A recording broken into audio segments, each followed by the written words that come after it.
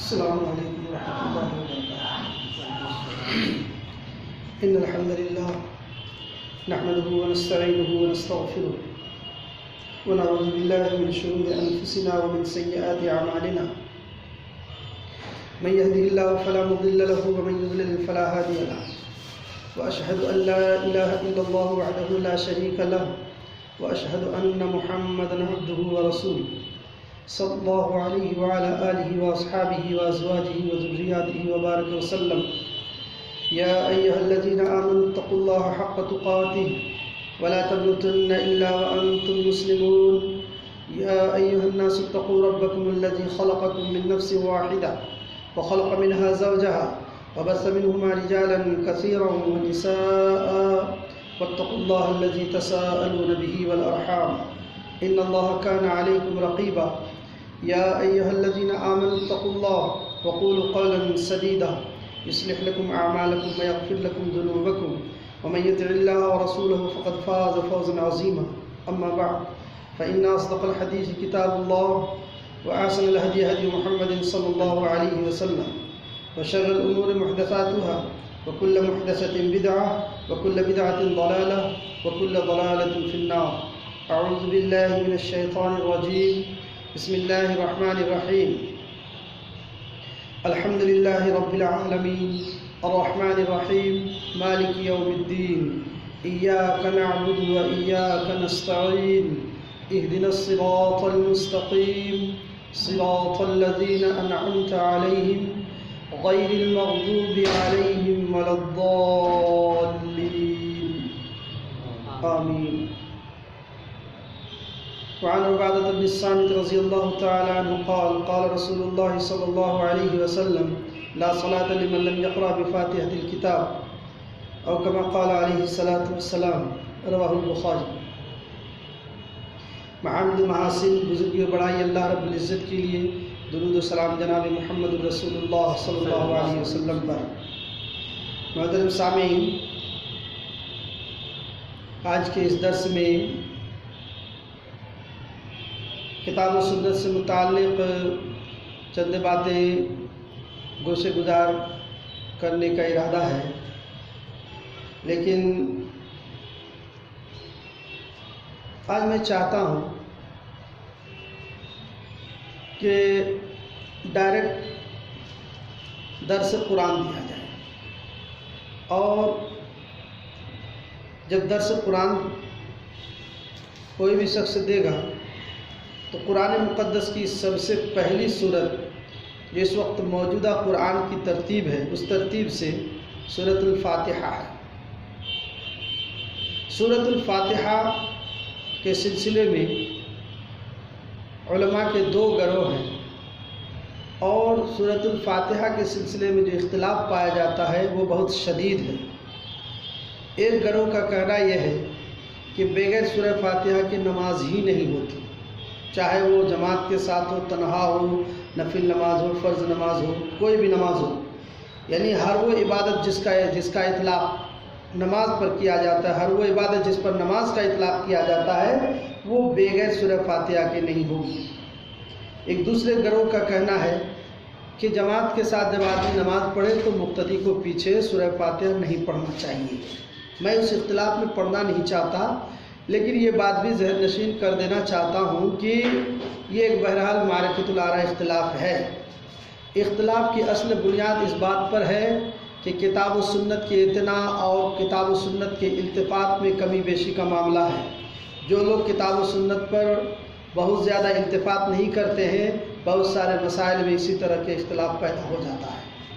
اس لیے ضرورت اس بات کی ہے کہ اس اختلاف کو کتاب و سنت سے حل کر لیا جائے۔ سورہ فاتحہ کو بسم اللہ الرحمن الرحیم سے شروع کرنے کے بعد اللہ تبارک و تعالیٰ نے فرمایا الحمدللہ، سب تعریف اللہ کے لیے ہے۔ ہم لوگ ہر نماز کے ہر رکعت میں سورۃ الفاتحہ پڑھتے ہیں، لیکن بہت ہی کم ایسے لوگ ہوں گے جو سورۃ الفاتحہ پر توجہ دیتے ہوں گے کہ آخر سورۃ الفاتحہ کے اندر کیا میٹیریلز ہیں کہ ہر مقتدی نماز میں اس کو پڑھتا ہے، ہر امام نماز میں اس کو پڑھتا ہے۔ اس لیے سورۃ الفاتحہ کے سلسلے میں تھوڑا سا جائزہ لیا جائے۔ الحمدللہ کا معنی ہے کہ سب تعریف اللہ کے لیے ہے۔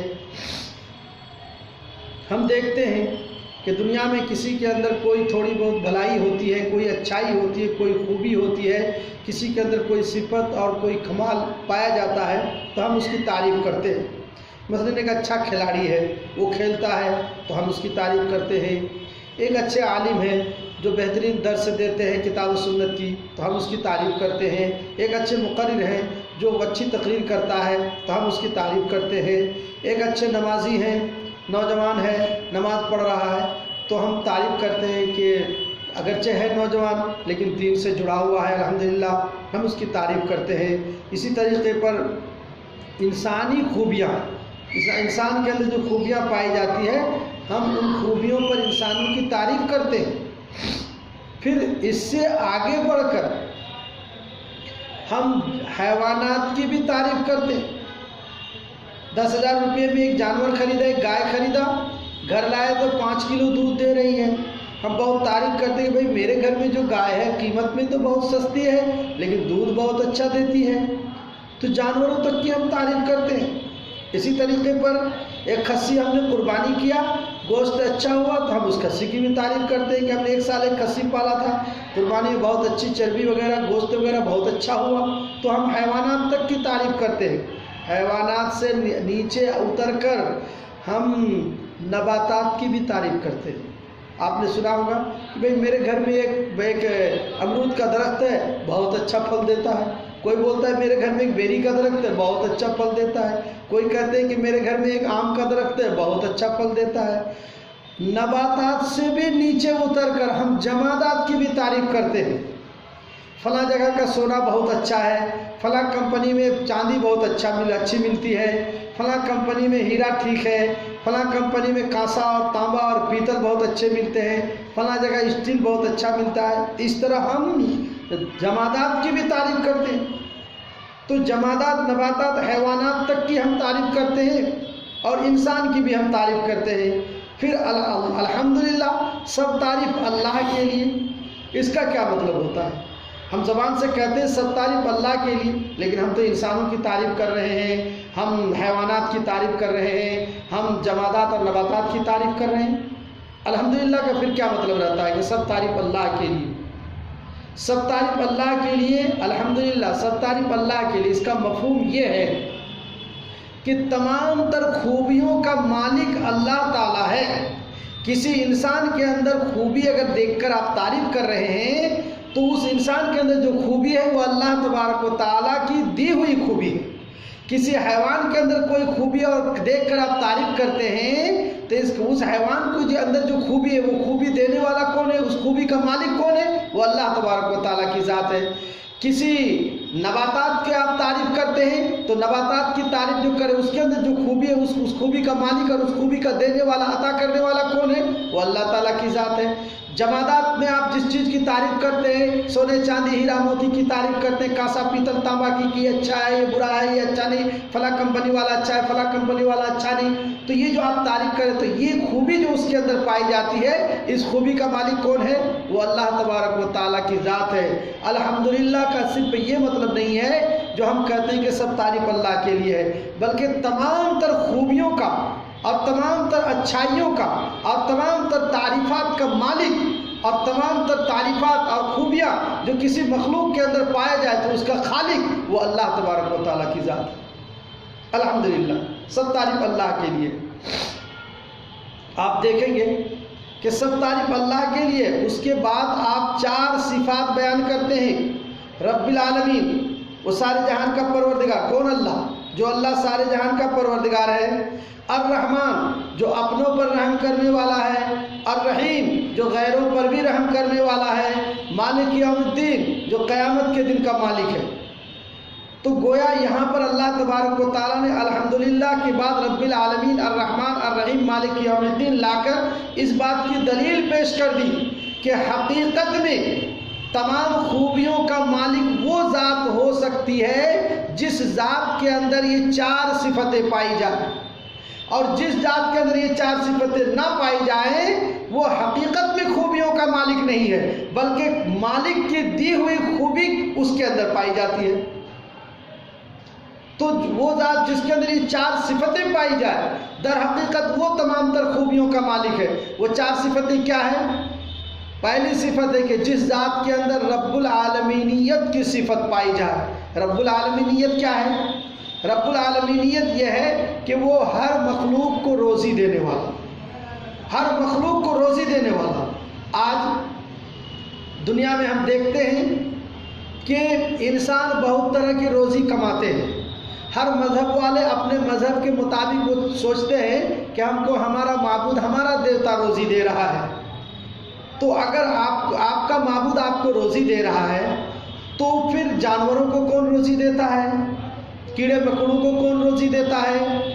اور پروانوں اور پتنگوں کو کون روزی دیتا ہے؟ ظاہر بات ہے کہ روزی دینے والی ایک ذات ہے جو پوری دنیا کے تمام مخلوقات کو جس کو روزی کی ضرورت پڑتی ہے اس کو روزی دینے والا ہے۔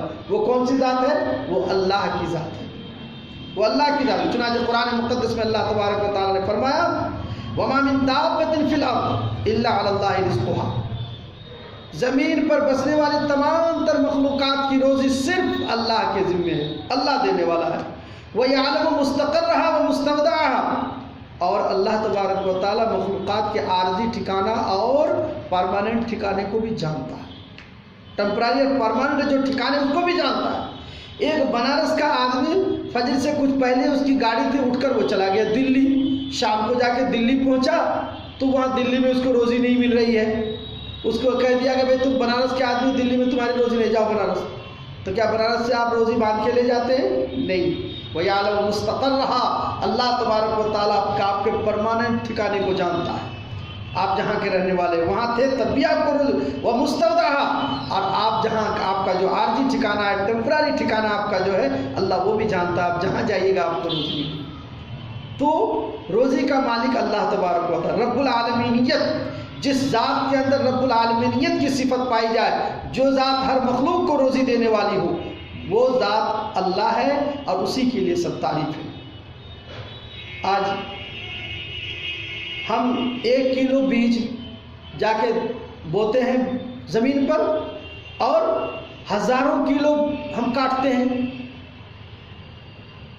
یہ اللہ تبارک و تعالیٰ کے عطا کردہ روزی ہے۔ آپ بتائیں، ہم گیہوں لے جاتے ہیں مشین میں آٹا پسوانے کے لیے، تو ہم 10 کلو گیہوں لے کر گئے تو وہ آٹا والا وزن کر کے 10 کلو گیہوں لیتا ہے، اور جب گیہوں پسوانے کے بعد ہم جب دیتے ہیں پھر ہم کو وزن کر کے دیتا ہے۔ اگر 10 کلو سے 200-300 گرام کم ہو گیا تو وہ اس طرح آٹا لگا کر اس میں 10 کلو ملا کے ہم کو دیتا ہے، اور اگر 200-300 گرام زیادہ ہو گیا تو وہ نکال کر رکھ لیتا ہے۔ کیوں؟ اس لیے کہ آگے پیچھے جو اور آٹا پسوانے والے ان کا حصہ تھوڑا سا آ گیا ہے۔ دنیا والے کو گیہوں کو تو آٹا بنانے کی مشین ہے، کیا دنیا والوں کے پاس کوئی ایسی مشین ہے کہ ہم 5 کلو آٹا پسوانے کے لیے لے جائیں اور 25 کلو آٹا نکلے؟ 5 کلو گیہوں ڈالا اور نکلے 25 کلو آٹا، 50 کلو آٹا۔ ایسے مشین دنیا والوں نے ایجاد کیا ہے؟ کسی نے نہیں ایجاد کیا۔ کیوں؟ اس لیے کہ یہ ایجاد نہیں کر سکتا۔ آج سائنس اور میڈیکل سائنس کا زمانہ ہے، سائنس کتنی ترقی کر رہے ہیں، سائنس والے میڈیکل سائنس میں کتنی ترقی ہو رہی ہے، کیا دنیا والوں نے اس پر کوئی ترقی کیا کہ ایسا مشین ایجاد کیا جائے کہ بھائی ایسا مشین ایجاد کرو کہ 5 کلو گیہوں ڈالو تو 50 کلو آٹا نکلے؟ ایسا نہیں ہوتا۔ ہاں، سائنس نے اتنی ترقی کیا ہے کہ بھائی جس زمین میں 50 کلو فصل اگتا تھا اس میں کچھ ایسے کیمیکل ڈالے کہ 60-70 کلو اگ رہا ہے، لیکن وہ تو زمین اللہ تبارک و تعالیٰ کی ہے، تم اپنے مشین میں نکال کے دکھاؤ۔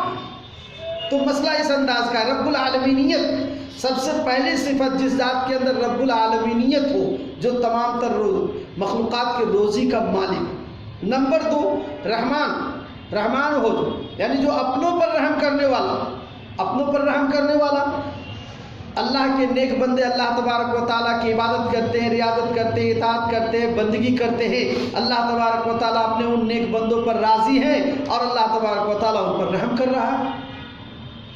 الرحیم، جو غیروں پر بھی رحم کرنے والا، اللہ کے ساتھ شرک کر رہا ہے، اللہ کے ساتھ کفر کر رہا ہے، اللہ کی نافرمانی کر رہا ہے، نماز نہیں پڑھ رہا ہے، روزے نہیں رکھ رہا ہے، حج نہیں کر رہا ہے، زکوٰۃ نہیں دے رہا ہے، اللہ تبارک و تعالیٰ کے احکامات کی پامالی کر رہا ہے، پابندی نہیں کر رہا ہے، اللہ تبارک و تعالیٰ ایسے کو بھی روزی دیتا ہے۔ اس پر بھی رحم کر رہا ہے. اس کو بھی اللہ نے صحت دیا, اس کو بھی اللہ نے 2 خوبصورت آنکھیں دی, اس کو بھی اللہ تبارک و تعالیٰ نے سمجھنے کے لیے عقل دیا, اس کو بھی اللہ تبارک و تعالیٰ نے 2 اچھے ہاتھ دیے, اس کو بھی اللہ تبارک و تعالیٰ نے 2 پیر دیا, ان کو بھی اللہ تعالیٰ نے ایک زندہ دل دیا ہے, اور روزی اور کھانا پینا سب کچھ اللہ تبارک و تعالیٰ اس کو بھی دے رہا ہے. الرحیم, جو غیروں پر بھی رحم کرنے والا ہو, تو اپنوں پر رحم کرنے والا ہو, غیروں پر رحم کرنے والا ہو. اور چوتھی چیز کیا ہے؟ مالک یوم الدین, جو قیامت کے دن کا مالک ہو, یعنی جو اس بات پر قادر ہو کہ ساری دنیا کو ایک وقت فنا کر کے, دنیا کے تمام تر اولین و آخرین کو ختم کر کے ایک نئی دنیا پیدا کرے, اور اس نئی دنیا میں تمام اولین و آخرین کو دوبارہ پیدا کر کے, زندہ کر کے, ان کے تمام تر کرتوت, تمام تر اعمال, تمام تر افعال کا حساب لے, اور حساب لینے کے بعد اس کو اچھا یا اس کے سزا, اچھا بدلہ یا اس کو سزا دینے پر جو قادر ہو. یہ 4 صفتیں جس ذات کے اندر پائی جائے گی, وہ ذات تمام تر خوبیوں کا مالک ہوتا ہے. اسی کو قرآن نے کہا الحمدللہ, ساری خوبیاں, ساری تعریف اللہ کے لیے. کیوں؟ رب العالمین, اس لیے کہ اس کے اندر رب العالمینیت کی صفت پائی جاتی ہے. الرحمن, وہ اپنوں پر رحم کرنے والا ہے. الرحیم, وہ غیروں پر رحم کرنے والا ہے. مالک یوم الدین, وہ اس بات پر قادر ہے کہ پوری دنیا کو فنا کر کے آنے واحد میں آنن فانن پوری دنیا کو فنا کر کے, اور تمام تر مخلوقات کو ختم کر کے, پوری دنیا کو ختم کرنے کے بعد ایک نئی دنیا پیدا کر کے تمام اولین آخرین کو جمع کر کے اس کے حساب و کتاب لینے پر وہ قادر ہے. یہ 4 صفتیں جس ذات کے اندر پائی جائے گی, وہ ذات ہے اللہ, اور اسی کے لیے ہے ساری خوبیاں. آج آپ دنیا میں ڈھونڈیے, دنیا میں آپ ڈھونڈیے کہ یہ 4 صفتیں بیک وقت کس کے اندر پائی جاتی ہے. یہ 4 صفتیں کس کے اندر پائی جاتی ہیں؟ رب العالمین کی صفت. ہر مخلوق کے, ہر مذہب کے لوگ کہتے ہیں کہ ہمارا دیوتا, ہمارے خدا ہمیں روزی دیتا ہے. چلو ہم نے تھوڑی دیر کے لیے مان لیا تمہارے باطل عقیدے کو. جو اپنے پر رحم کرنے والا, غیروں پر رحم کرنے والا, چلو یہ 2 صفت بھی ہم تھوڑی دیر کے لیے مان لیے. تیسری صفت کہاں سے لاؤ گے کہ ساری دنیا کو فنا کر کے, ساری دنیا کو ختم کر کے ایک نئی دنیا پیدا کر کے تمام اولین آخرین کو جمع کر کے اس کے تمام تر اعمال کا حساب لے. اس پر قدرت کس کو ہے؟ تم تو یہ عقیدہ ہی نہیں رکھتے ہو. مسلمانوں کے علاوہ دیگر مذاہب میں یہ عقیدہ ہے ہی نہیں. نتیجتاً یہ صفت اس کے اندر نہیں پائی جاتی. پائی تو چاروں نہیں جاتی, لیکن ہم نے تھوڑی دیر کے لیے مان لیا کہ 3 صفت پائی جاتی, چوتھی صفت نہیں پائی جاتی ہے. اس لیے الحمدللہ, سب تعریف اللہ کے لیے, سب تعریف اللہ کے لیے. کیوں؟ اس لیے کہ وہ رب العالمین ہے. کیوں؟ اس لیے کہ وہ اپنوں پر رحم کرنے والا. کیوں؟ اس لیے کہ وہ غیروں پر رحم کرنے والا. کیوں؟ اس لیے کہ وہ قیامت کے دن کا مالک ہے. اور جس ذات کے اندر یہ 4 صفتیں پائی جائے, وہی ذات عبادت کے لائق ہے. اس لیے ہم کیا کہتے ہیں؟ ایاک نعبد, ہم تیری ہی عبادت کرتے ہیں. دیکھیے, ایاک نعبد, ہم تیری بھی عبادت کرتے نہیں. اس لیے کہ آج دنیا میں مسلمانوں میں بہت سے ایسے فرقے ہیں جو ایاک نعبد نہیں, نعبدک کا, ہم تیری بھی عبادت کرتے والے ہیں. اس لیے کہ آج مسلمان بہت سے اللہ کے علاوہ, مسجد کے علاوہ, بہت سے غیر مسجد کے علاوہ دیگر جگہوں میں بھی جا کے جب رسائی کرتے ہیں اور اپنا سر جھکاتے ہیں, حاجت روا اور مشکل کشا بہت دوسروں کو بھی سمجھنے لگے ہیں. اس لیے ایاک نعبد, قرآن کا اسلوب دیکھیے کہ ہم تیری ہی عبادت کرتے ہیں, تیری بھی نہیں. اگر تیری ہی عبادت ہو تو یہ شریعت کو مطلوب ہے. اسی لیے دنیا میں تمام تر انبیاء اور رسول آئے تھے, اسی لیے اللہ تبارک و تعالیٰ نے وحی بھیجی تھی, اسی لیے اللہ تبارک و تعالیٰ نے تمام تر صحیفے اور کتابیں دنیا میں نازل کیا, اور اسی لیے انبیاء اور رسول آئے تھے. اور اللہ تبارک و تعالیٰ کو یہی مقصود تھا کہ صرف اللہ ہی کی عبادت ہو. اور تمام تر انبیاء اور رسول جو دنیا میں آئے تو اپنے قوم کو جو دیکھا کہ وہ اللہ کی بھی عبادت کرتی ہے, انبیاء اور رسول نے یہی سکھایا کہ اللہ ہی کی عبادت کرو, اللہ کی بھی نہیں. یہی فرق ہے. انبیاء اور رسول جو دنیا میں آئے, کیا انبیاء اور رسول کے آنے سے پہلے وہ قوم عبادت نہیں کرتی تھی؟ اللہ کی کرتی تھی. آپ قرآن کھول کے دیکھیے, حدیث کھول کے دیکھیے, تواریخ کھول کے دیکھیے, آپ کو پتہ چلے گا کہ قومیں عبادت کرتی تھی اللہ کی, لیکن اللہ کی بھی عبادت کرتی تھی. یہ انبیاء اور رسول آئے کتابیں لے کر، پستک لے کر، صحیفے لے کر، ان کا کام کیا تھا کہ اللہ ہی کی عبادت کرو۔ چنانچہ اللہ تعالیٰ نے فرمایا وَلَقَدْ بَعَثْنَا فِي كُلِّ أُمَّةٍ رَسُولًا أَنِ اعْبُدُوا اللَّهَ وَاجْتَنِبُوا الطَّاغُوتَ۔ وَلَقَدْ بَعَثْنَا فِي كُلِّ أُمَّةٍ رَسُولًا، ہر امت میں، ہر قوم میں ہم نے رسول بھیجا۔ رسول کیا دعوت دیتے تھے؟ أَنِ اعْبُدُوا اللَّهَ، کہ اللہ کی عبادت کرو، وَاجْتَنِبُوا الطَّاغُوتَ، طاغوت کس کو کہتے ہیں؟ ما سوى اللہ، اللہ کے علاوہ جس کی بھی پرستش کی جاتی ہے اس کو طاغوت کہا جاتا ہے۔ تو اللہ کے سوا کسی اور کی عبادت نہ کرو۔ معاملہ کیا ہے یہاں پر کہ دنیا والے اللہ کی بھی عبادت کرتے تھے، انبیاء اور رسول کی دعوت یہ تھی کہ اللہ ہی کی عبادت کرو۔ چنانچہ قرآن مقدس میں اللہ تعالیٰ نے ہمیں کیا سکھایا؟ ایاک نعبد، ہم تیری ہی عبادت کرتے ہیں۔ جس ذات کے اندر یہ چار صفتیں پائی جائے وہی عبادت کے لائق ہوتا ہے، اور وہ چار صفتیں کیا ہے؟ رب العالمینیت، رحمان ہونا، رحیم ہونا اور مالک یوم الدین۔ یہ چار صفتیں جس ذات کے اندر پائی جائے وہ عبادت کے لائق ہے، اسی کی عبادت کی جائے گی، اس کے علاوہ کسی اور کی عبادت نہیں کی جائے گی۔ تیسرا لفظ کیا جملہ استعمال کیا اللہ تعالیٰ نے؟ وَإِيَّاكَ نَسْتَعِينُ، ہم تجھی سے مدد طلب کرتے ہیں۔ آج ایاک نستعین بہت افسوس کے ساتھ کہنا پڑتا ہے، میں کسی کی تنقید یا تنقیص نہیں کرنا چاہتا ہوں، لیکن افسوس یہاں پر ہے کہ ایاک نستعین کا مفہوم لوگوں نے عوام کو غلط سمجھایا۔ ایاک نستعین کا مفہوم لوگوں نے عوام کو غلط سمجھایا، علماء نے عوام کو غلط سمجھایا، اس لیے کہ ایاک نستعین کا مطلب ہم تجھی سے مدد طلب کرتے ہیں۔ کہتے ہیں کہ یہ مولوی لوگ خوب جم کے تقریر کرتے ہیں کہ ہم اللہ ہی سے مدد طلب کرتے ہیں، اللہ ہی سے مدد طلب کرتے ہیں، اور جب گھر پہنچتا ہے تو بیوی سے کھانا مانگتا ہے، بیوی سے پانی مانگتا ہے، بیوی سے اور دیگر کام کرواتا ہے، تو بیوی سے مدد لے رہا ہے۔ دیکھیے ایاک نستعین کے مفہوم کو کس طرح بگاڑا جا رہا ہے۔ حقیقت میں یہاں پر ایک پوائنٹ کی بات ذہن میں رکھیے گا، ایک ہے ایسے کام جو ما تحت الاسباب ہو، اور ایک وہ کام، میں سمجھا رہا ہوں آپ کو، اور ایک وہ کام ہے جو ما فوق الاسباب ہے۔ ما تحت الاسباب، ما تحت الاسباب وہ کام ہے کہ جو انسانوں کی طاقت میں ہے، جو کام انسانوں کی طاقت میں ہے۔ اگر آپ مجھ سے یہ کہیں کہ مولانا میں شادی کے میرے 5 سال ہو گئے، کوئی اولاد نہیں ہے، تھوڑا اللہ تعالیٰ سے آپ دعا کر دیجئے، تو میں اللہ تبارک و تعالیٰ سے دعا کر سکتا ہوں۔ لیکن اگر آپ یہ کہیں کہ مولانا صاحب 5 سال سے میرے اولاد نہیں ہو رہے، مجھے ایک بچہ دیجیے، تو انسان بچہ دینے کی طاقت رکھتا ہے، چاہے وہ زندہ ہو یا مردہ؟ کبھی کسی انسان نے کسی انسان کو اولاد دیا ہے؟ نہیں۔ اور قرآن مقدس میں بغاوت دوہلے اس بات کا اعلان کر دیا ہے، للہ ملک السماوات والارض، آسمان اور زمین میں سلطنت اللہ ہی کے لیے، حکومت اللہ ہی کی چلتی ہے۔ یہب لمن یشاء اناثا یخلق ما یشاء، وہ اللہ جو چاہتا ہے پیدا کرتا ہے۔ یہب لمن یشاء اناثا، وہ جسے چاہتا ہے بیٹی عطا کرتا ہے، ویہب لمن یشاء الذکور، وہ جسے چاہتا ہے بیٹا عطا کرتا ہے، او یزوجہم ذکرانا و اناثا، وہ جسے چاہتا ہے بیٹا بیٹی دونوں عطا کرتا ہے، ویجعل من یشاء عقیما، اور وہ جسے چاہتا ہے بانج رکھ دیتا ہے، بیٹا بھی نہیں دیتا بیٹی بھی نہیں دیتا۔ انہ علیم قدیر، انہ علیم قدیر، وہ اللہ جاننے والا ہے، وہ اللہ بخوبی جانتا ہے کہ کس کو بیٹا دینا ہوگا، کس کو بیٹی دینا ہوگا، کس کو بیٹا بیٹی دونوں دینا ہوگا، اور کس کو بیٹا بیٹی دونوں سے محروم رکھنا ہوگا، اللہ جانتا ہے۔ اور قدیر، اللہ تبارک و تعالیٰ کو اس پر طاقت بھی ہے، یعنی اللہ تبارک و تعالیٰ آپ کو بیٹا دینا چاہے اور آپ اللہ تبارک و تعالیٰ سے بیٹی لینا چاہیں، دنیا کی کوئی طاقت نہیں کہ اللہ آپ کو بیٹا دے گا آپ بیٹی لے لیں، اللہ آپ کو بیٹی دینا چاہے تو آپ بیٹا لے لیں، اللہ آپ کو بیٹا بیٹی دونوں دینا چاہے آپ ایک لینا چاہیں، اللہ آپ کو کچھ نہ دے اور آپ لینا چاہیں، ایسا نہیں ہو سکتا۔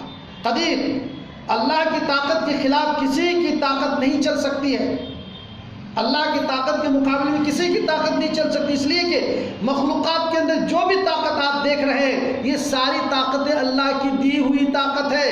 تمام طاقتوں کا مالک، تمام قوتوں کا مالک وہ اللہ تبارک و تعالیٰ کی ذات ہے۔ کسی کے اندر کوئی تھوڑی بہت جو آپ طاقت دیکھ رہے ہیں وہ اللہ تبارک و تعالیٰ کی دی ہوئی طاقت ہے۔ چنانچہ اگر ہاتھی کے اندر کچلنے کی طاقت ہے، شیر کے اندر پھاڑنے کی طاقت ہے، گھیڑے کے اندر سینگ مارنے کی طاقت ہے، اونٹ کے اندر لات مارنے کی طاقت ہے، اور بہت ساری طاقت ہے، آگ کے اندر جلانے کی طاقت ہے، پانی کے اندر ڈبونے کی طاقت ہے، چاقو اور چھری میں کاٹنے کی طاقت ہے۔ یہ ساری طاقتیں کس کی دی ہوئی ہیں؟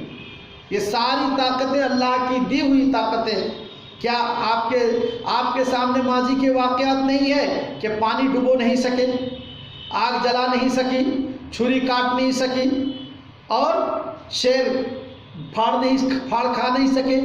کیا آپ کے سامنے یہ تاریخ اور یہ واقعات کتاب و سنت میں موجود نہیں ہے؟ کیوں؟ اس لیے کہ ساری طاقتوں کا مالک اللہ تبارک و تعالیٰ کی ذات ہے۔ تو اللہ تبارک و تعالیٰ ساری طاقتوں کا مالک ہے، تمام طاقتوں کا خالق اللہ تبارک و تعالیٰ ہے۔ کسی بھی مخلوق کے اندر کوئی تھوڑی بہت آپ طاقت دیکھ رہے ہیں، وہ اللہ کی دی ہوئی طاقت ہے۔ اللہ کی دی ہوئی طاقت اللہ سے ٹکرا رہے ہیں، اس لیے قدیر، کس کو کیا دینا ہوگا اللہ اس پر قدرت رکھتا ہے، اس کے خلاف کوئی کچھ نہیں کر سکتا ہے۔ آج آپ زیادہ سے زیادہ کیا کر لیں گے؟ بھائی پیٹ میں حمل قرار پایا ہے، بچہ آپ نکلوا کے پھینکوا دیں، یہ آپ کر سکتے ہیں، کیونکہ اللہ تعالیٰ نے آپ کی طاقت میں رکھا۔ لیکن کسی کے پیٹ میں اللہ بچہ ہی نہ دے، اس کو باندھ رکھنا چاہے، آپ پیٹ میں بچہ ڈال سکتے ہیں؟ نہیں ڈال سکتے۔ کیوں؟ اس لیے کہ اللہ خلق پیدا کرنا یہ اللہ تبارک و تعالیٰ کی خاص صفت ہے، اس میں اللہ کے ساتھ کوئی شریک نہیں۔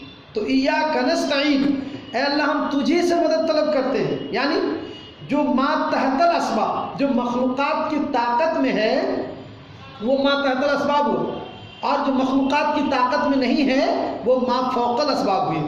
تو یہ ما فوق الاسباب میں ہم تمہیں سے مدد طلب کرتے ہیں، لیکن ما تحت الاسباب میں تو ہر انسان دوسرے سے مدد کرتا ہے۔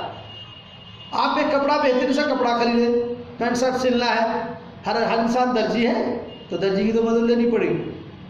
آپ کو ایک گلاس پانی پینا ہے تو گلاس نہیں ہے تو گلاس تو بازار سے خریدنا ہوگا۔ بازار میں جو گلاس بیچنے والے دکاندار ہے وہ گلاس بناتا ہے، ایک کمپنی گلاس بناتی ہے۔ کمپنی جو کروڑ روپیہ لگا کر کمپنی کھولا ہے گلاس بنانے کا، وہ گلاس بناتا ہے، یا اس کے مزدور اور مستری ہے جو گلاس بنانے والے ہیں۔ تو پوری دنیا ما تحت الاسباب، جو مخلوقات کے بس میں، مخلوقات کی طاقت میں جو چیزیں ہیں، اس میں ہر مخلوق ایک دوسرے سے مدد طلب کرتا ہے۔ یہاں پر ایاک نستعین کہ اللہ ہم تجھی سے مدد طلب کرتے ہیں، اس مدد کا مطلب کیا ہے؟ ایاک نستعین کا مطلب یہ ہے، اس مدد طلب کرنے کا مطلب یہ ہے کہ ما فوق الاسباب، جو مخلوق کے طاقت میں جو چیزیں نہیں ہیں اس میں ہم اللہ سے مدد طلب کرتے ہیں۔ پروردگار عالم میرا بیٹا پڑھ رہا ہے، اس کو اچھا خاصا عالم بنا دے، اس لیے کہ عالم بنانا ہمارے اور آپ کی طاقت میں نہیں، کسی مدرس اور معلم اور استاد کی طاقت میں نہیں ہے کہ وہ بہت بڑا عالم بن جائے، بلکہ وہ اللہ تبارک و تعالیٰ کے ہاتھ میں ہے۔ اسی طریقے سے پروردگار عالم ہم دین کی فرما برداری کرتے ہوئے، تیرے رسول کی اطاعت فرما برداری کرتے ہم زندگی گزارے تو ہمیں اس بات کی توفیق دے۔ کیوں؟ اس لیے دین پر قائم رہنا اور اللہ کے رسول کی اطاعت اور فرما برداری کر کے زندگی گزارنا یہ آپ کے بس کی بات نہیں ہے، یہ اللہ تبارک و تعالیٰ کی توفیق کی بات ہے۔ اس طرح سے اولاد حاصل کرنا یہ آپ کے بس کی بات نہیں ہے۔ آپ کے ماں باپ زیادہ سے زیادہ ایک اچھے گھرانے سے ایک اچھی خوبصورت لڑکی آپ کے لیے تلاش کر کے آپ کو شادی دے دیں گے، لیکن بچہ پیدا کرنا آپ حق زوجیت ادا کریں گے، لیکن بچہ پیدا کرنا یہ اللہ تعالیٰ کا کام ہے۔ یخلق ما یشاء، وہ جو چاہتا ہے پیدا کرتا ہے۔ یہب لمن یشاء اناثا ویہب لمن یشاء الذکور او یزوجہم ذکرانا واناثا ویجعل من یشاء عقیما انہ علیم قدیر۔ اللہ تبارک و تعالیٰ کس کو کیا دینا ہے جانتا ہے، اور اللہ تعالیٰ اس پر بھرپور طاقت رکھتا ہے۔ اللہ کی طاقت کے سامنے کسی کی طاقت چلنے والی نہیں ہے۔ تو ایاک نستعین کا مطلب کیا ہے کہ ما فوق الاسباب، مخلوقات کی طاقت میں جو چیزیں نہیں ہیں ان چیزوں میں اللہ تبارک و تعالیٰ سے ہم مدد طلب کرتے ہیں، مدد طلب کرتے ہیں۔ آپ مثال کے طور پر آپ کو جانا ہے، آپ کو یہاں سے دلی جانا ہے تو آپ کو یہاں سے اسٹیشن جانا ہوگا ٹرین پکڑنے کے لیے، یا آپ کو یہاں سے جانا ہوگا بابت پور پلین پکڑنے کے لیے۔ تو یہاں سے جب آپ دعا کرتے ہوئے نکلتے ہیں پروردگار عالم میرا سفر آسان کر دے، یہ سفر کا آسان کرنا یہ آپ کے بس کی بات نہیں ہے، یہ اللہ تبارک و تعالیٰ کی طاقت و قوت ہے نا۔ اسی طریقے پر آپ دعا پڑھ کے گھر سے نکل رہے ہیں تو آپ کو یہاں سے بابت پور پہنچنا یہ طاقت و قوت کون دینے والا ہے؟ وہ اللہ تبارک و تعالیٰ کی ذات دینے والا ہے۔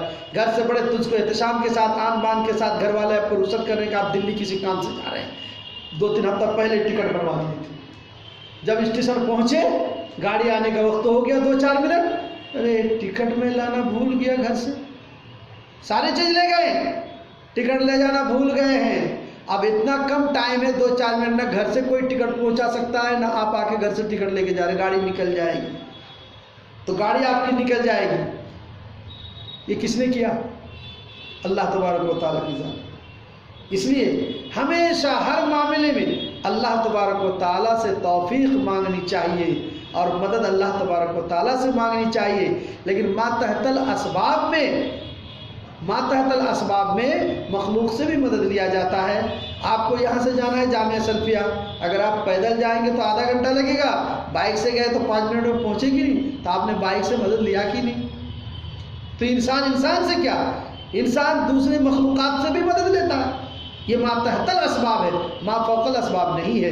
اس طریقے پر ایاک نستعین کا مفہوم کہ ما فوق الاسباب جو مخلوقات کی طاقت میں نہیں ہے، ان چیزوں میں اللہ تبارک و تعالیٰ سے مدد طلب کرنا ہے۔ آپ نے ایک صحابی نے کہا کہ اللہ کے رسول، میں اونٹنی باندھ کر اللہ پر بھروسہ کروں کہ چھوڑ کر؟ تو اللہ کے رسول نے فرمایا باندھ کر اونٹنی باندھو، یہ تمہارا ما تحت الاسباب حفاظت ہے، پھر اللہ پر بھروسہ کرو کہ اونٹنی بندھی ہوئی رہ گئی، اس لیے کہ اللہ تبارک و تعالیٰ کی قدرت میں یہ بات ہے کہ کسی طرح سے رسی ٹوٹ جائے، نکیل ٹوٹ جائے، وہ اونٹنی بھاگ جائے یا کوئی لے کر بھاگ جائے، تو اس ساری چیزوں سے حفاظت کرنے والا کون ہے؟ وہ اللہ تبارک و تعالیٰ کی ذات ہے۔ اگر آپ کسی کو کہے بھائی میری اونٹنی تھوڑا باندھ دو، تو یہ ما تحت الاسباب ہے، اس میں مدد لیا جا سکتا ہے۔ خیر، تو ایاک نستعین کے معنی اللہ ہم تمہیں سے مدد طلب کرتے ہیں۔ اس کے بعد ہم کیا کہتے ہیں؟ اہدنا الصراط المستقیم، ہمیں سیدھے راستے کی ہدایت دی۔ ہدایت 2 چیزوں کے مجموعے کا نام ہے، ایک شخصیت اور ایک کتاب۔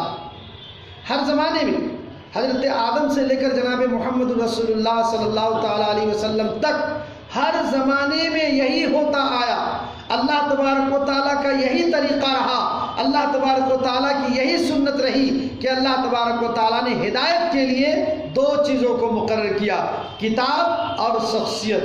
اللہ تبارک و تعالیٰ نے ایک شخصیت کو منتخب کیا اور اس پر کتاب نازل کیا۔ اب اس کتاب کا مفہوم وہ شخصیت جو بتا دے تو اس کے مطابق قوم عمل کرے، امت عمل کرے۔ اس لیے کتاب کے بغیر اگر کوئی شخص صرف شخصیت سے ہدایت حاصل کرنا چاہے، جیسا کہ عیسائیوں نے کیا، تو وہ گمراہ ہو جاتے ہیں۔ اور اگر کوئی قوم شخصیت کو چھوڑ کر کتاب سے ہدایت حاصل کرنا چاہے تو وہ اللہ تبارک و تعالیٰ کے یہاں مغضوب علیہ ہوتا ہے۔ چنانچہ ہم جب اللہ تبارک و تعالیٰ سے ہدایت کی دعا کرتے ہیں تو ہم کیا کہتے ہیں؟ اہدنا الصراط المستقیم، ہمیں سیدھے راستے کی رہنمائی کر، سیدھے راستے کی ہدایت دے۔ وہ سیدھا راستہ کون سا ہے؟ صراط الذین انعمت علیہم، ان لوگوں کی ہدایت، ان لوگوں کا راستہ کہ جن پر تو نے انعام کیا۔ انعام کس پر کیا جاتا ہے؟ جس سے آدمی راضی ہوتا ہے، جس سے آدمی راضی ہوتا ہے اس کو انعام دیتا ہے، اس کو تحفے دیتا ہے، اس کو ہدیہ دیتا ہے کہ بھئی یہ ہدیہ لیجئے، یہ تحفہ لیجئے، یہ انعام لیجئے، آپ کے میں فلاں کام سے میں سنتشٹ اور مطمئن ہوں، اب میں خوش ہوں کہ آپ نے ایسا کام کیا، ویسا کام کیا، اس لیے آپ انعام لیجئے۔ تو اللہ تبارک و تعالیٰ نے انعام کن لوگوں پر کیا؟ کن لوگوں پر انعام کیا؟ نبیین، صدیقین، شہداء اور صالحین۔ نبیین اور صدیقین، شہداء اور صالحین۔ تو نبیین، صدیقین، شہداء اور صالحین، ان 4 طرح کے لوگوں پر اللہ تعالیٰ نے انعام کیا۔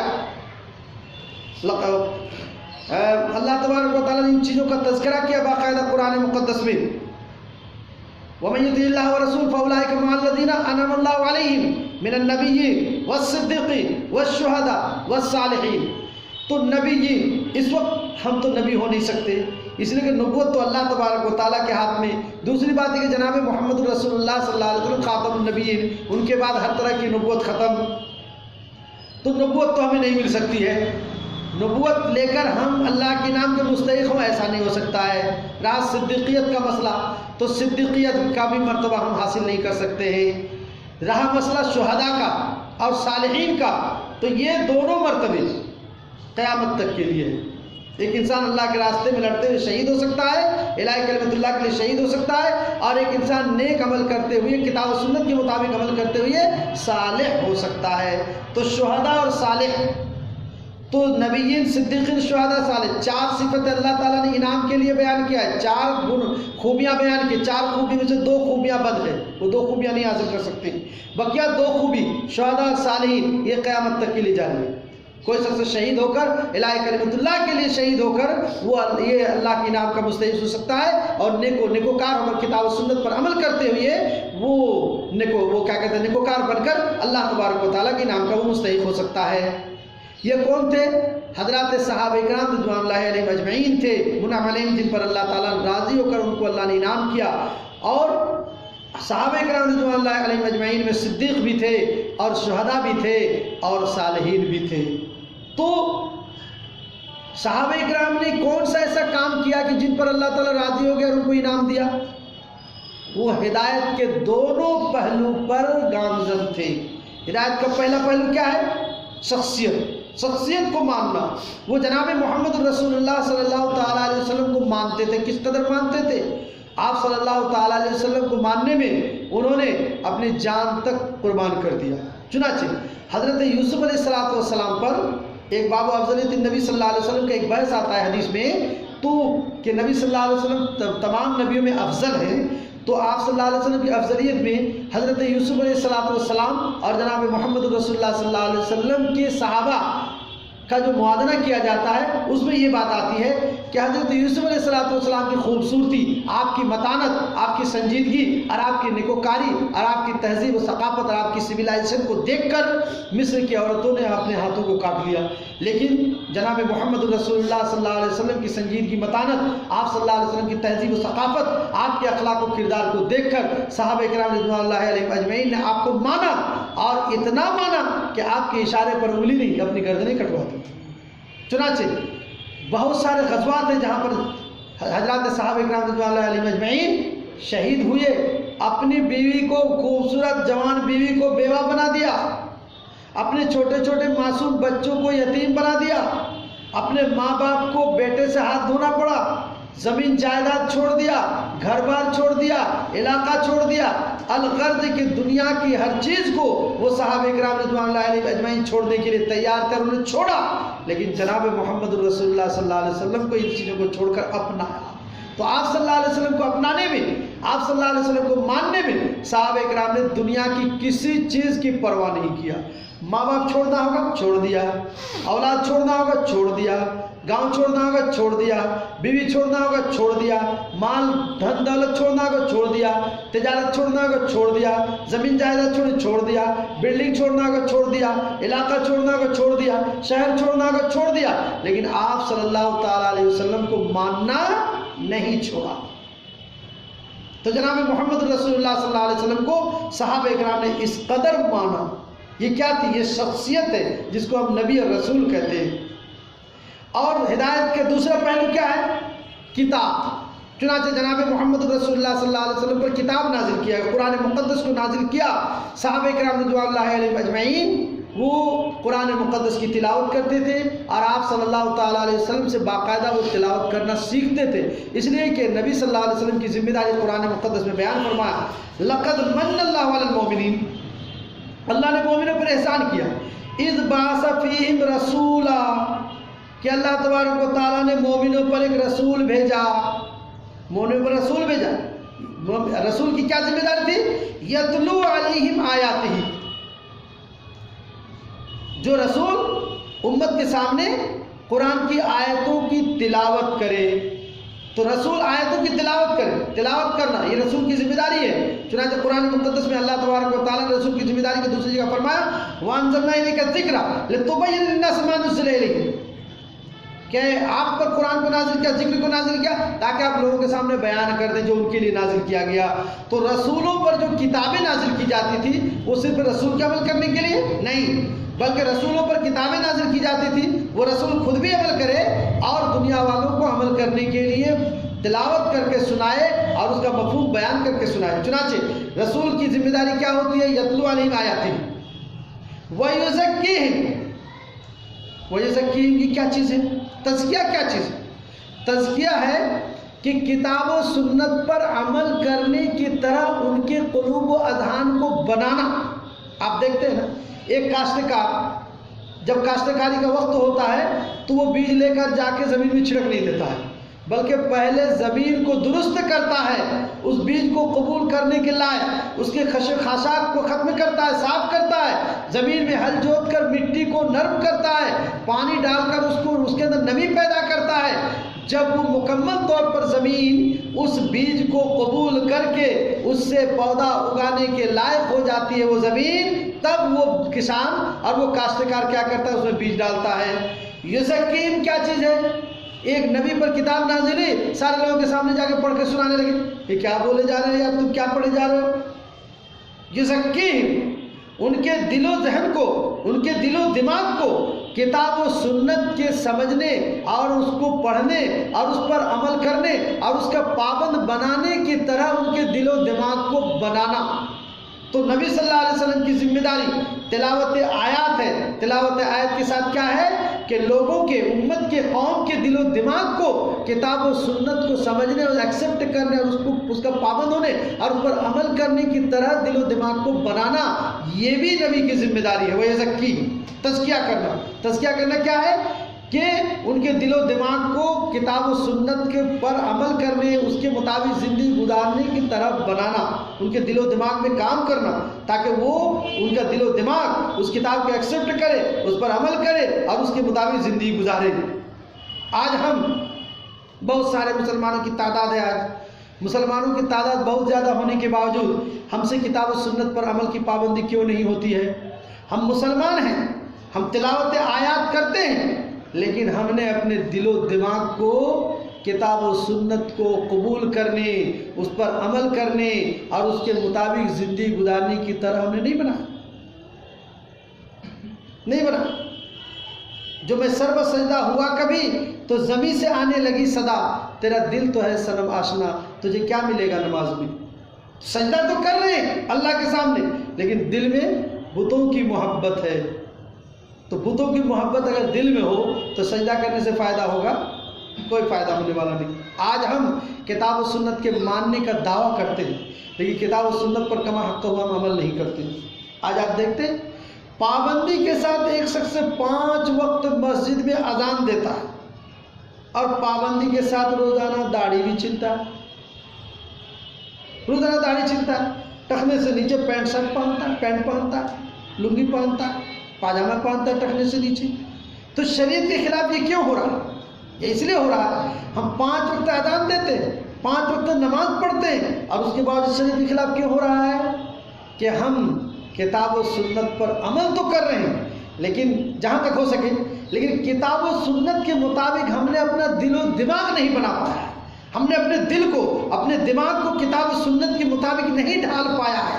جناب محمد رسول اللہ صلی اللہ علیہ وسلم کی یہ بہت بڑی ذمہ داری تھی کہ آپ لوگوں کے سامنے قرآن کی آیتوں کی تلاوت کیجیے اور ان کے دل و دماغ کو کتاب و سنت کے مطابق بنائیے۔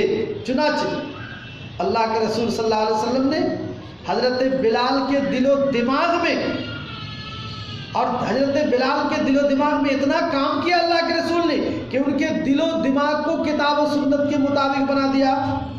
جب ان کے مالک نے کہا کہ اسلام چھوڑو، نہیں چھوڑے گا، گرم ریت میں لٹا دیا، پتھر سینے پہ ڈال دیا، کتنی تکلیفیں دی، بار بار تکلیفیں۔ حضرت ابوبکر صدیق رضی اللہ تعالیٰ نے جب دیکھا کہ امیہ جو ان کا مالک ہے وہ حضرت بلال کو اتنی بے دردی سے تکلیف دے رہا ہے، لیکن ان کی زبان سے وہی عہد نکل رہا ہے، عہد نکل رہا ہے۔ حضرت ابوبکر صدیق نے تکلیف دیکھ کر، ان کی سزا دیکھ کر حضرت ابوبکر صدیق کو برداشت نہیں ہوا۔ حضرت ابوبکر نے اس کے مالک سے حضرت بلال کو خرید لیا اور خرید کر آزاد کر دیا۔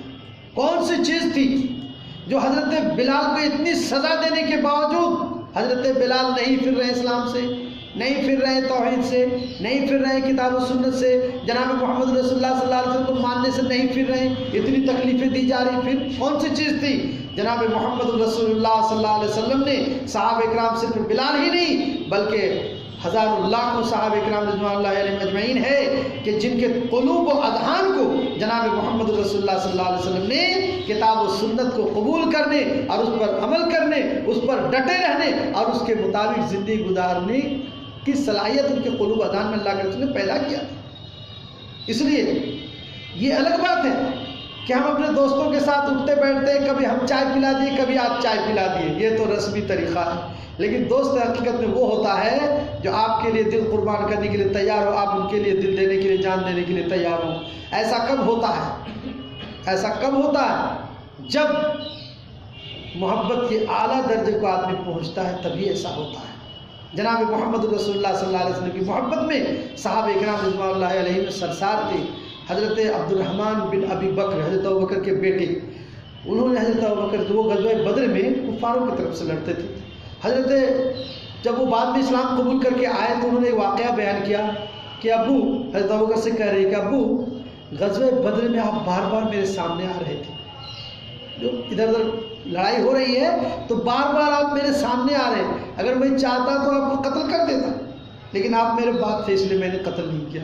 حضرت ابوبکر صدیق رضی اللہ تعالیٰ عنہ نے کہا کہ بیٹا خدا کی قسم اگر مجھے یہ موقع ملتا تو میں تجھے نہیں چھوڑتا، اس لیے کہ تو رسول کے خلاف لڑنے کے لیے آیا تھا.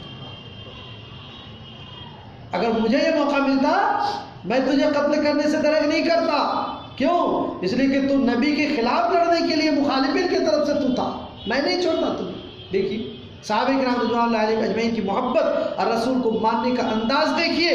تو میں یہ کہہ رہا تھا کہ ہدایت کے دو عناصر ہیں. پہلا عنصر کیا ہے؟ شخصیت، کہ شخصیت کو مانی جائے. صحابہ کرام رضوان اللہ علیہ اجمعین نے اللہ کے رسول کو مانا، اللہ کے رسول کو جانا، اللہ کے رسول کی پیروی کی، اللہ کے رسول نے جو کچھ بتایا اس کے مطابق انہوں نے زندگی گزارا، اور اللہ کے رسول کے مطابق صحابہ اکرام نے زندگی گزارا.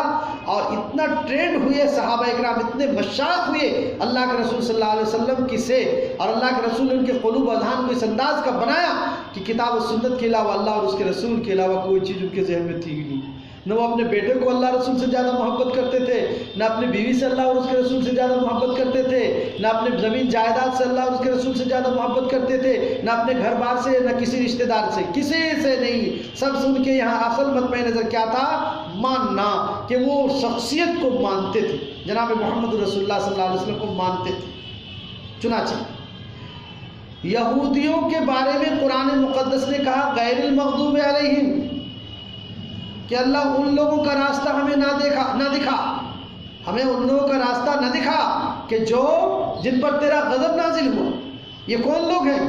یہودی ہیں. تو یہودیوں پر اللہ تبارک و تعالیٰ کا غضب کیوں ہوا؟ اللہ تبارک و تعالیٰ ان سے بیزار کیوں ہوئے؟ اس لیے کہ یہودیوں نے کیا چاہا؟ ہدایت کے دو عناصر میں سے یہودیوں نے ایک عنصر کو لیا. ان کے پاس جب کوئی نبی کتاب لے کر آتے تھے تو وہ نبی کو ماننا نہیں چاہتے تھے. تم ہمیں کتاب دے دو، ہم تمہیں نہیں مانیں گے. چنانچہ نبیوں نے جب یہ کہا کہ اللہ کی طرف سے میں رسول بنا کر بھیجا گیا ہوں، میرے اوپر یہ کتاب نازل کی گئی ہے، میں اس کتاب کی تبلیغ کے لیے تمہارے اندر آیا ہوں، تو انہوں نے نبی کو نہیں مانا. کیا کیا نبیوں کے ساتھ انہوں نے معاملہ؟ نبیوں کے ساتھ جس قدر بدسلوکی کرنا تھا سب کچھ کیا، یہاں تک کہ نبیوں کو جھٹلایا بھی، اور اس سے آگے بڑھ کر نبیوں کو قتل تک کر دیا. چنانچہ قرآن مقدس میں بیان کیا فَفَرِيقًا كَذَّبْتُمْ وَفَرِيقًا تَقْتُلُونَ، تم نے نبیوں کے ایک گروہ کی ایک جماعت کو جھٹلایا اور نبیوں کی ایک جماعت کو تم نے قتل کر دیا. مفسرین لکھتے ہیں، حضرت عبداللہ بن عباس کہتے ہیں کہ 70,000 نبیوں کو یہودیوں نے قتل کیا تھا. تو اس طرح کی باتیں آتی ہیں روایتوں میں، اور یہ روایتیں کوئی ایسی ویسی نہیں کہ موضوع اور ضعیف وغیرہ کی روایتیں ہوں. تو مسئلہ یہ ہے کہ یہودیوں نے کیا کیا؟ نبیوں کو نہیں مانا، شخصیت کو نہیں مانا. وہ بھائی کتاب ہمیں دے دو، ہم کتاب کے مطابق عمل کریں گے. چنانچہ ان کے پاس تورات تھی، تورات کے اندر انہوں نے رد و بدل کیا، تحریف کیا، تغیر و تبدل کیا، اور اس طریقے پر ان کے پاس اوریجنل اللہ کی کتاب بھی نہ رہنے کی وجہ سے وہ گمراہ ہوئے اور لوگوں کو گمراہ کیا ان لوگوں نے، اور آخر وہ اللہ تبارک و تعالیٰ کے غیظ و غضب کے مستحق ہوئے. تو یہ یہودی کیا کرتے تھے؟ جو ہدایت کے دو عناصر، ایک عنصر کو ماننا چاہ رہا ہے کتاب کو، شخصیت کو نہیں مان رہا، تو وہ مغضوب علیہم ہوئے، اللہ کا غضب نازل ہوا ان پر. اور دوسرا ولد ضالین ہم کہتے ہیں کہ اللہ ان لوگوں کا راستہ ہمیں نہ دکھا جو گمراہ ہو گئے. یہ کون لوگ ہیں؟ یہ عیسائی ہیں، یہ کرسچن ہیں، یہ نصارہ ہیں. یہ نصارہ کیا کرتے؟ یہ نصارہ کتاب نہیں مانتے، یہ نصارہ کتاب کو نہیں مانتے. چنانچہ آپ انجیل کے بارے میں جب اتہاس تاریخ میں آپ پڑھیں گے تو آپ کو اس بات کا پتہ چلے گا کہ انجیل کو ان لوگوں نے کس کس انداز سے جلایا اور انجیل کو ان لوگوں نے کس کس انداز سے برباد کیا اور انجیل کو ان لوگوں نے کس طریقے سے صفحہ ہستی سے مٹایا۔ ایک دنیا میں ایک ایسی کتاب ہے جس کتاب کے ساتھ اپنوں نے سب سے زیادہ ظلم کیا، اور وہ کتاب ہے انجیل، کہ ان کے اپنوں نے اس کتاب کے ساتھ جتنا ظلم کیا کسی مذہب والوں نے اپنی کتاب کے ساتھ اتنا ظلم زیادتی نہیں کیا۔ اب ہم ہیں ایک کہ قرآن مقدس پر ظلم کرنے پر ڈٹے ہوئے ہیں۔ میں وہ پھر دوبارہ کہہ رہا ہوں، پہلے اس کی بات ہو جائے۔ چنانچہ عیسائیوں نے کیا کیا؟ عیسائیوں نے یہ کہا، نصرانیوں نے یہ کیا کہ وہ ہم کتاب نہیں مانیں گے، ہم شخصیت کو مانیں گے۔ چنانچہ انہوں نے کیا کیا؟ اتخذوا احبارهم ورهبانهم اربابا من دون الله والمسیح ابن مریم وما امروا الا ليعبدوا الله۔ تو عیسائیوں نے کیا کیا؟ نصرانیوں نے کیا کیا؟ نصرانیوں کے پاس جو شخصیتوں کو بھیجا گیا تھا، حضرت عیسیٰ علیہ السلام کو نصرانیوں کے پاس جو بھیجا گیا تو انہوں نے حضرت عیسیٰ کو مانا، شخصیت کو مانا، اتنا مانا کہ حضرت عیسیٰ کو خدا بنا ڈالا۔ اور حضرت عیسیٰ کے باپ احبار اور رہبان جو انجیل کے علماء اور مشائخ تھے، ان علماء اور مشائخ تک کو ان لوگوں نے رب مان لیا۔ ان علماء اور مشائخ تک کو ان لوگوں نے رب مان لیا، اور انجیل کا کچھ پتہ نہیں۔ انہوں نے کیا کیا؟ شخصیت کو مانا، کتاب کو پس پشت ڈال دیا۔ یہودیوں نے کیا کیا؟ کتاب کو مانا اور شخصیت کو پس پشت ڈال دیا۔ نتیجتاً وہ گمراہ ہوئے اور یہ مغضوب علیہم ہوئے، اللہ کے ان پر غضب نازل ہوا۔ صراط الذین انعمت علیہم، حضرات صحابہ کرام رضوان اللہ علیہم اجمعین، ان لوگوں نے کتاب اور شخصیت دونوں کو مانا۔ چنانچہ قرآن مقدس کی تعلیم صحابہ اکرام نے تابعین کو دیا، تابعین نے تبع تابعین کو دیا۔ آج ہمارے سامنے جو قرآن مقدس ہیں اور احادیث رسول ہیں، تو یہ صحابہ اکرام رضوان اللہ علیہ اجمعین کی قربانی کی برکت ہے۔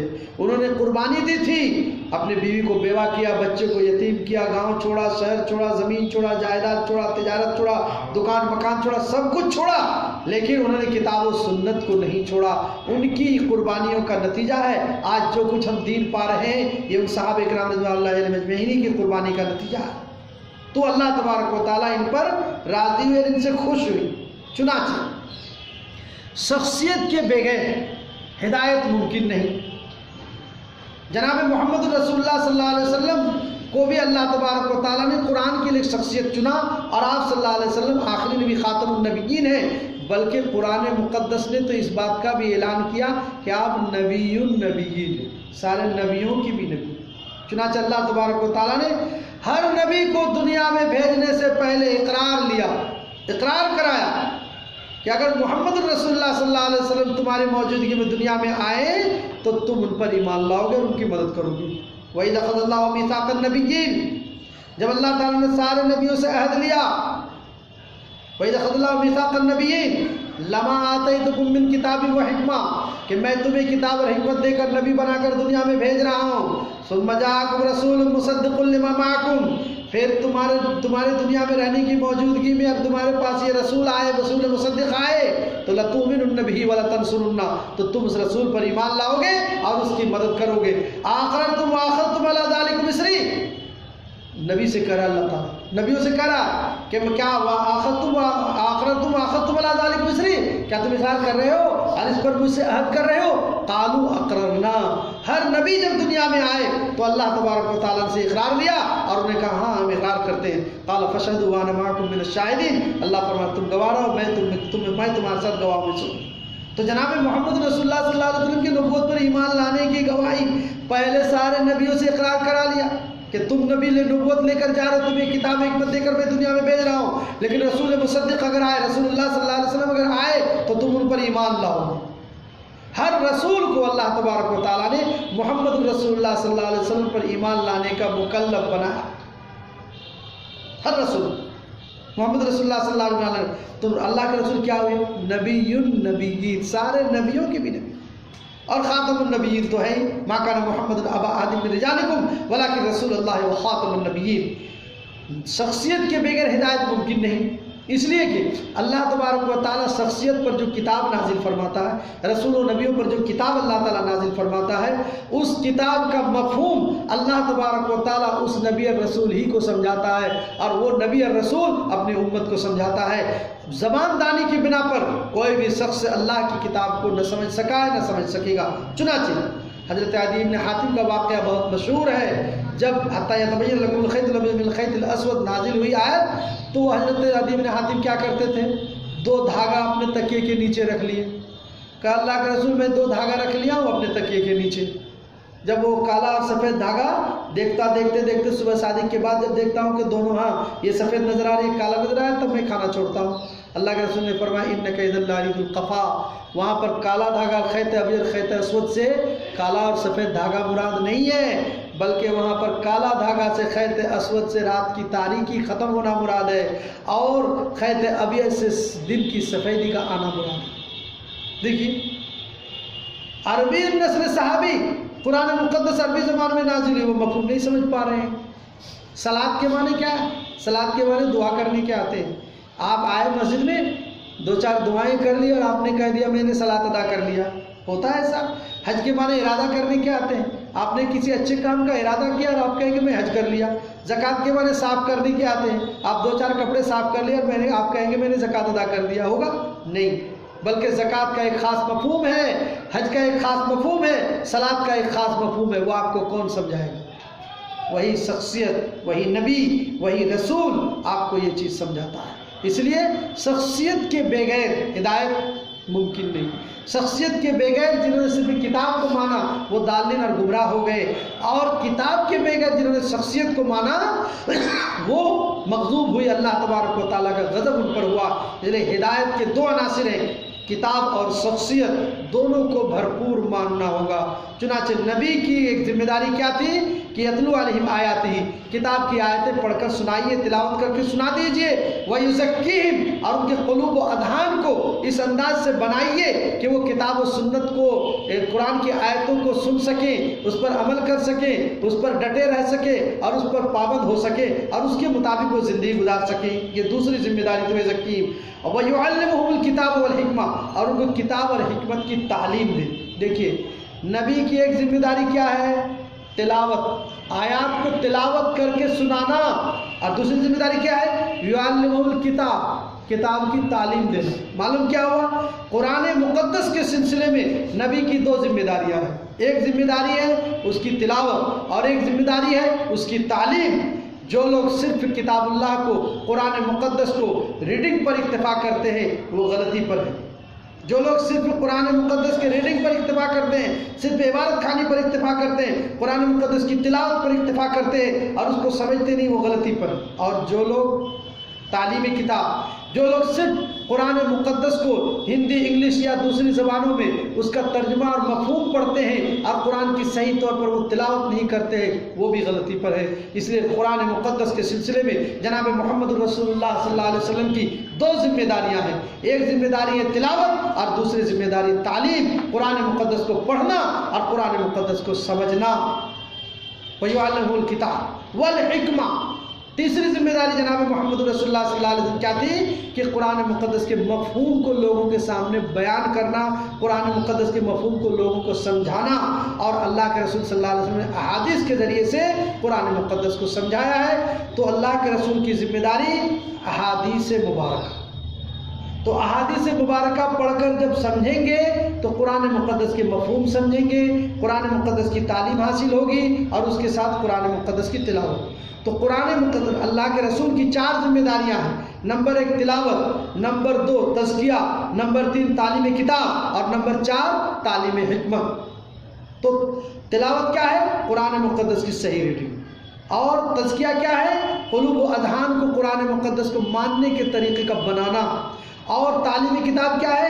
قرآن مقدس کی تعلیم، اور تعلیم حکمت کیا ہے؟ قرآن مقدس کے مفاہیم سمجھانا، اس پر عمل کرنے کے لیے، اس کو لوگوں کو بتلانے کے لیے، جو آج جس کا مصداق آج احادیث مبارکہ ہے۔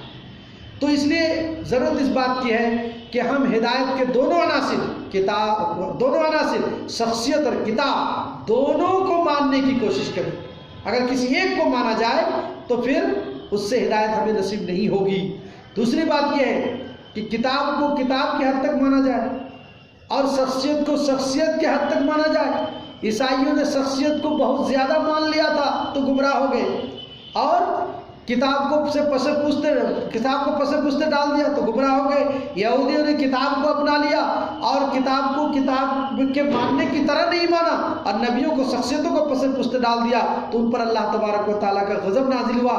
صحابہ اکرام رضوان اللہ علیہم اجمعین کی جماعت ہے جنہوں نے کتاب کو کتاب ماننے کی طرح مانا، شخصیت کو شخصیت کے ماننے کی طرح مانا۔ چنانچہ آج آپ ادب کے، تہذیب کے، تمدن کے، ثقافت کی جو احادیث آپ دیکھ رہے ہیں، دنیا میں زندگی گزارنے کے جو طور طریقے، زندگی کے ہر گوشے کے طور طریقے جو کتاب و سنت میں بیان کیا گیا ہے، یہی چیز ہے جو صحابہ کرام رضوان اللہ علیہم اجمعین نے جناب محمد رسول اللہ صلی اللہ علیہ وسلم سے حاصل کیا تھا، اور جناب محمد رسول اللہ صلی اللہ علیہ وسلم نے وحی کے ذریعے صحابہ کرام کو بتلایا تھا۔ آج ضرورت اس بات کی ہے کہ ہم شخصیت کو شخصیت کی طرح مانیں اور کتاب کو کتاب کی طرح مانیں۔ جس کا جو حق ہے اتنا ہی حق دے، نہ اس میں کمی کرے نہ اس میں زیادتی کرے، اسی میں ہمارے لیے بھلائی ہے اور یہی ہماری عقل مندی ہے۔ اللہ تبارک و تعالیٰ سے دعا ہے، پروردگار عالم تو ہمیں ایک بنا نیک بنا، پروردگار عالم ہمیں کتاب و سنت پر بھرپور عمل کرنے کی توفیق عطا فرما، پروردگار عالم ہمیں کتاب اور شخصیت دونوں کو ماننے کی اور صحیح طور پر ماننے کی توفیق عطا فرما، پروردگار عالم جو پریشان ہیں ان کی پریشانی کو دور فرما، پروردگار عالم جو مقروض ان کے قرض کی ادائیگی کی صورت عطا فرما، پروردگار عالم مسلمانوں کے جو بھی انکم سورس سے ہوں پروردگار عالم تو برکت عطا فرما، پروردگار عالم پورے ہندوستان میں پوری دنیا میں مسلمانوں کی جان مال عزت آبرو کی حفاظت فرما، پروردگار عالم مسلمانوں کو سدھرنے کتاب و سنت پر عمل کرنے کی توفیق عطا فرما، پروردگار عالم آج مسلمان مساجد چھوڑ کر ہسپتالوں میں اور جیل خانوں میں پڑے ہوئے ہیں، پروردگار عالم مسلمانوں کو اس بات کی توفیق عطا فرما کہ وہ مساجد کی طرف آئیں تاکہ جیل خانے اور ہسپتالوں سے انہیں نجات ملے، پروردگار عالم ہماری ان دعاؤں کو اپنی رحمت سے قبول فرما، پروردگار عالم ہمیں دنیا میں چین سکون اطمینان کی زندگی عطا فرما اور آخرت میں بھی چین سکون اطمینان کی زندگی سے ہمیں ہمکنار فرما، آمین۔ وآخر دعوانا ان الحمد للہ رب العالمین۔